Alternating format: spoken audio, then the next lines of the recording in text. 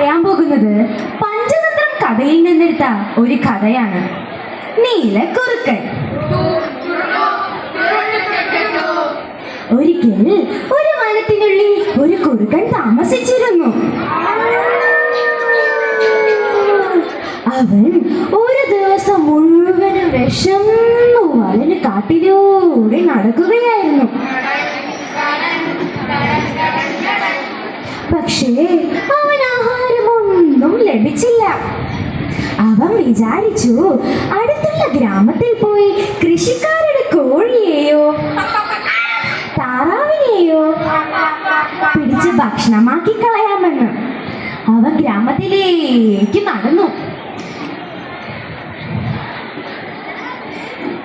ഗ്രാമത്തിലെത്തിയപ്പോൾ തന്നെ അവിടെയുള്ള പട്ടികൾ അവനെ കാണുകയും അവർ കൂട്ടം കൂടി അവനെ ഓടിക്കുകയും ചെയ്തു. പട്ടികളിൽ നിന്നും രക്ഷപ്പെടാനുള്ള വ്യഗ്രതയിൽ കുറുക്കൻ ഓടിക്കേറിയത് ഒരു തുണിനെയ്ത്തുകാരന്റെ കുടിലിലേക്കാണ്. അവിടെ വലിയൊരു ഭരണിയിൽ തുണികൾക്ക് നിറം ചേർക്കാനുള്ള നീല നിറം കലർത്തി വെച്ചിരുന്നു. അവൻ പെട്ടെന്ന് ആ കുടിലേക്ക് ഓടിക്കേറി പെട്ടെന്ന് ആ ഭരണിലേക്ക് വീണു. കുറെ കഴിഞ്ഞ് പട്ടികളെല്ലാം പോയി കഴിഞ്ഞു എന്ന് ഉറപ്പായപ്പോൾ അവൻ പതുക്കെ ആ ഭരണിയിൽ നിന്ന് പുറത്തിറങ്ങി. അപ്പോഴാണ് അവന് മനസ്സിലാകുന്നത് തന്റെ ശരീരം മുഴുവൻ നീല നിറമായിരിക്കുന്നുവെന്ന്. അവൻ സാവകാശം പുറത്തേക്ക് നടന്നു. പട്ടികൾ അവനെ കണ്ടെങ്കിലും അവർക്ക് മനസ്സിലായില്ല. അവർ വിചാരിച്ചത് ഇത് ഏതോ പുതിയ മൃഗമാണെന്നാണ്. അതുകൊണ്ട് തന്നെ നീലക്കുറുക്കനെ കണ്ട് അവർ ഭയപ്പെട്ടു മാറി നിന്നു.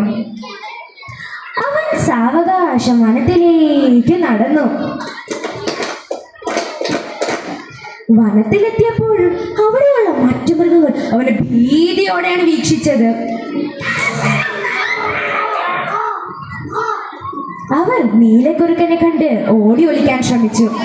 തന്നെ കണ്ട് ഓടി ഒളിക്കുന്നത് കണ്ട നീലക്കുറുക്കൻ അവരെ തിരിച്ചു വിളിച്ചിട്ട് ഇങ്ങനെ പറഞ്ഞു: നിങ്ങൾ എന്തിനാണ് എന്നെ കണ്ട് ഭയപ്പെട്ടു പോകേണ്ടത്?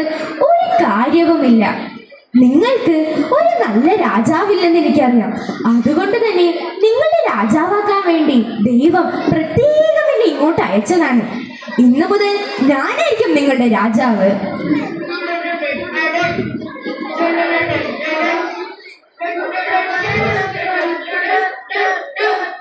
മറ്റു മൃഗങ്ങൾക്ക് അവനെ അവിശ്വസിക്കേണ്ട കാര്യമുണ്ടായിരുന്നില്ല. അവർ നീലക്കുറുക്കൻ മുമ്പിൽ വട്ടം കൂടി നിന്നിട്ട് പറഞ്ഞു: താങ്കൾ എന്ത് വേണമെങ്കിലും ആജ്ഞാപിച്ചു കൊള്ളുക, ഞങ്ങൾ അതനുസരിച്ച് നിന്നുകൊള്ളാം.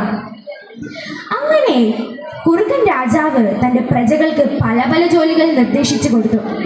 തന്റെ കൂട്ടുകാരായ മറ്റു കുറുക്കന്മാർ തന്നെ തിരിച്ചറിയുമോ എന്ന ഭയം കാരണം ഒരിക്കൽ പോലും അവരുടെ അടുത്തേക്ക് പോയതേയില്ല. അങ്ങനെ കുറെ നാൾ കടന്നുപോയി. കാട്ടിലുള്ള എല്ലാ മൃഗങ്ങളും സമാധാനത്തിലും സമൃദ്ധിയിലും കഴിഞ്ഞു പോകുന്നു.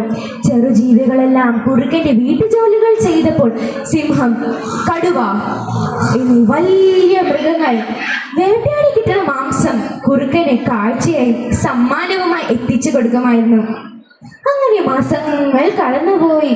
അങ്ങനെ ഇരിക്കുകയാണ് ഒരു ദിവസം ആഹാരവും കഴിഞ്ഞ് വിശ്രമിക്കുകയായിരുന്ന കുറുക്കൻ രാജാവ് പെട്ടെന്ന് അങ്ങ് ദൂരെ നിന്ന് ഒരു പറ്റം കുറുക്കന്മാർ ഓരിയിടുന്നത് കേട്ടത്. അവൻ അത് കേട്ടപ്പോൾ തനിക്ക് തന്റെ പഴയ സ്വഭാവം അടക്കാനായില്ല. അവനും അവന്റെ പഴയ ശബ്ദത്തിൽ ഒന്നുറക്കെ ഓരിയിട്ടു.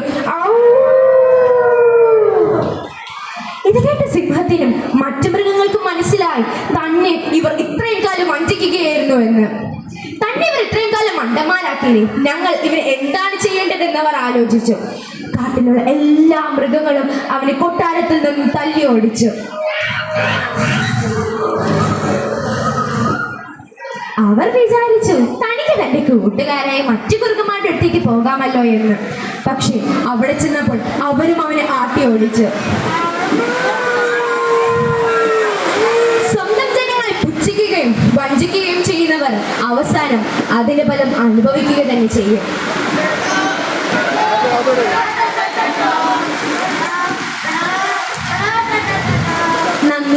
നമസ്കാരം.